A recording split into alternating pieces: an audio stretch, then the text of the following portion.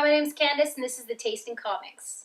This is our premiere episode, and the way this works is that I read my comics, and I come and tell you about it. The way I choose my comics, I've got my regular pull list, as most people do, but I also comb through previews every week to kind of pick out what I might want to try that week.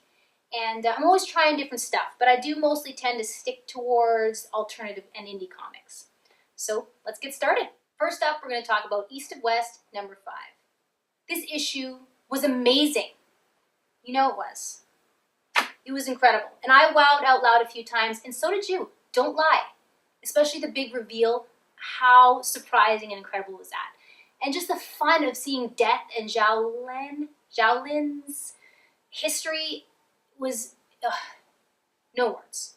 So yeah, I'm loving it. I was actually thinking of moving to trade for this book because it just seems like with how dense it is, it would be best read that way. But it's just too beautiful. There's no advertising, the papers, the art, the coloring, it's just so gorgeous. I love it.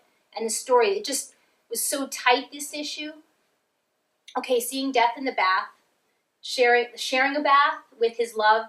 Okay, seeing the romantic side of Death is a little weird, okay? But no, fantastic issue. I loved it a whole bunch. Next up, we're going to talk about Red Sonja number 2. So I like this issue.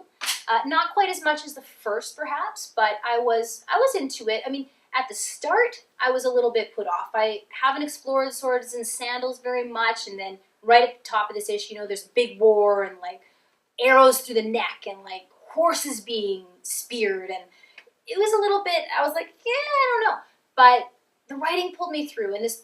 The issue explored the relationship between these two warrior women, and it was complicated, and I dug it. I don't know. I like Simone's voice.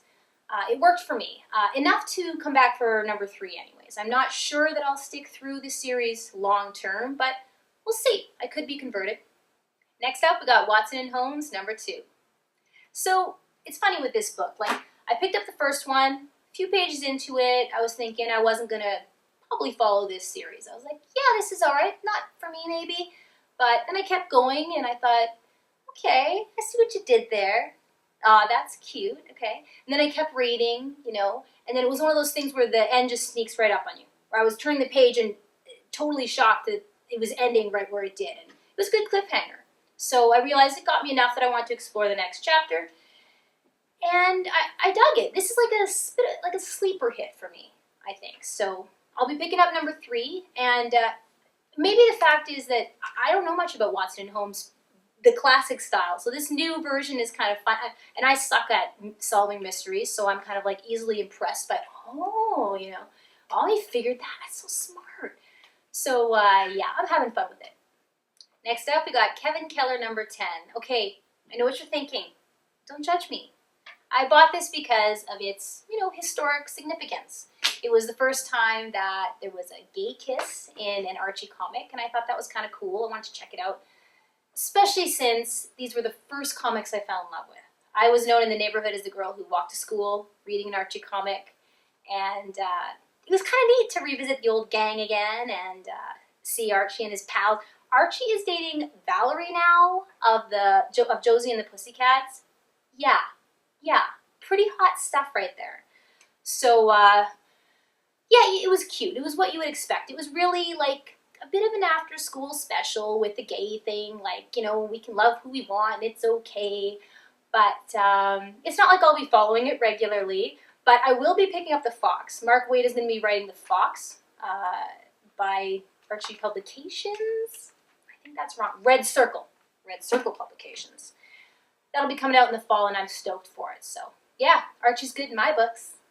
Next up, we're going to talk about Astro City number 3. Okay, this series is weird. You know it and I know it, but I dig it. I like the aspect of, peeking over the shoulders of the protagonist of the week up into the sky at these heroes. It's interesting. I dig this angle.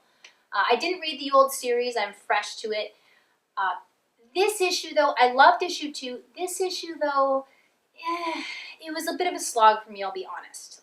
It was just so much angst. They got this angsty redhead, weight of the world on her shoulders, and I was rolling my eyes a little bit.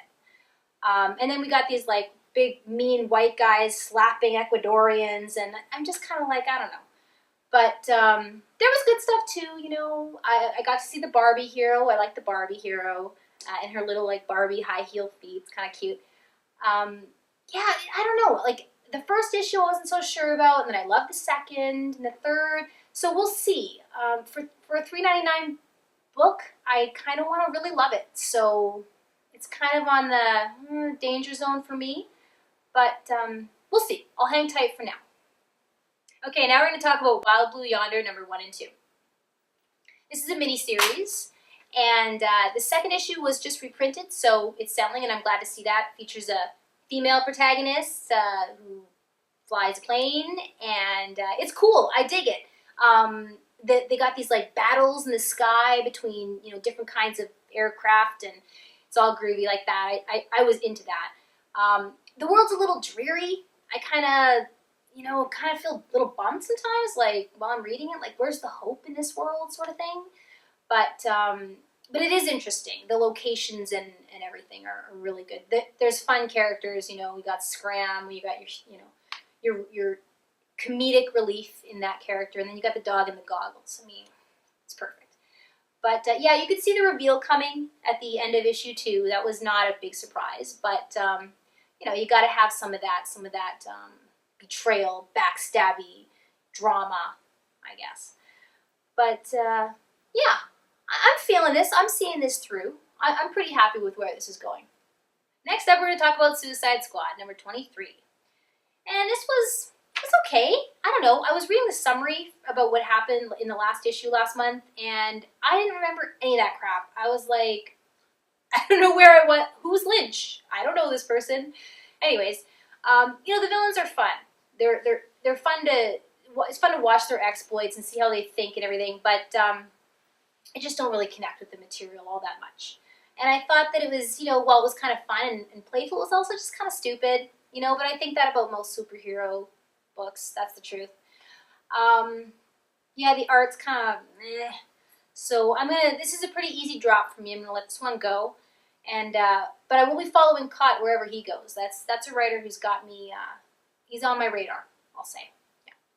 Lastly, we're going to talk about Six Gun Gorilla number 3. This is my pick of the week. Enthusiastic pick of the week. I am loving this series. You have no idea. You should be reading it, and if you're not, you need to pick up the collection. I am serious. This world, it's not to be missed. I can't believe I only have 3 more issues to spend in it. It's tragic.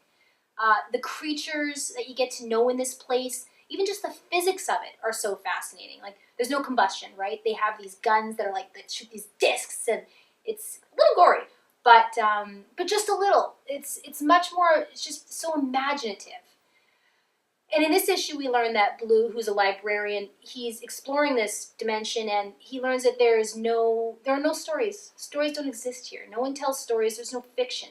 And that's really his life's work. That's what he's most fascinated about. So this thing that really seemed innocuous, it didn't seem to matter. He's a librarian. You know, you figure they're just making him a boring guy. This just adds a dimension to his experience and to his effect on the world itself. I love it. And of course the gorilla's really cool, but he's not the protagonist. And at first you're kind of like, where's the gorilla? I want to see the gorilla with the guns. But you let that go pretty quick because everything is just amazing about it. And this issue was just especially tight. So yes, I encourage you, please read Six Gun Gorilla for your own sake. All right, and those are the books I read this week. I'll be back next week to talk about more comic books. The book that I'm most anticipating for next week is called The Outliers. That was a Kickstarter-funded project. And as I was combing the previews, I came across this book, and something about the art of it captured me. It's about a mute child, a little boy, who's got a pretty tough situation, but he develops this bond with this gigantic woodland creature. And it's just something about this concept that really intrigues me. So I'm looking forward to picking that up, and maybe you will too. And yeah, I'll be back to talk about that and other books next week. That's it. Thanks.